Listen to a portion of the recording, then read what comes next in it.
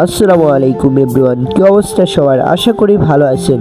আজকে কুষ্টিয়া থেকে ঢাকা যাওয়ার উদ্দেশ্যে রওনা দিলাম। আজকে কুষ্টিয়া থেকে ঢাকা যাওয়ার পথে কি কি সুন্দর দৃশ্য দেখছি তা আপনাদেরকে খুলে বলবো। আমি সকাল 3টায় কুষ্টিয়া থেকে ঢাকার উদ্দেশ্যে আমি কুষ্টিয়ায় চলে আসি। ট্রেনে যাব তাই টিকিট কাউন্টারে চলে আসি। টিকিট কাউন্টারে এসে টিকিট কাটতে দেখি এমন পরিমাণ ভিড়, মানুষ না দাঁড়িয়ে ব্যাগ রেখে ধুইছে যাতে ওটা সিরিয়ালের জন্য। তবে অনেকক্ষণ খাড়া থাকার পরে আমিও একটা বোতল রাখার পরে অনেক সময় পর হাতে টিকিটটা পাইলাম। টিকিটটা পাওয়ার পরেই মনে অনেক খুশি লাগলো। তারপরেও দেখি ট্রেনটা আসি নাই। অনেক সময় বসে থাকার পর আবার ট্রেনটা এলো। ট্রেনটা আসার পর আমরা ভিতরে ঢুকলাম। ভিতরে ঢুকে সিটের পর বসলাম। সিটের পর বসে দেখি অনেকেই ট্রেনের ভিতরে টিকিট কাটছে, তবুও সিট পাচ্ছে না।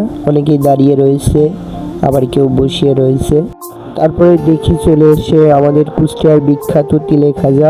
যাইতে যাইতে দেখি ও মাশাআল্লাহ দারুণ একটা ব্রিজ, তো অনেক সুন্দর লাগছে। তো আপনাদের কাছে কিরকম লাগছে এই ব্রিজটা, তো আপনারা অবশ্যই কমেন্টে বলবেন। তো তারপরে আমরা কিছু দূর পর যাইতেই দেখি পদ্মা সেতু। মাশাআল্লাহ অনেক সুন্দর লাগছে। এই প্রথম আমি পদ্মা সেতুর উপর দিয়ে পাড়ি দিয়ে যাইতেছি, অনেক ভালো লাগতেছে।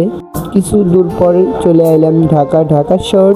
কিছুদিন থাকবো, ঘুরবো ফিরবো, আবার বাসায় ফিরে চলে যাব। ভালো থাকেন। এই পর্যন্ত আমার ভিডিওটা শেষ। আসসালামু আলাইকুম।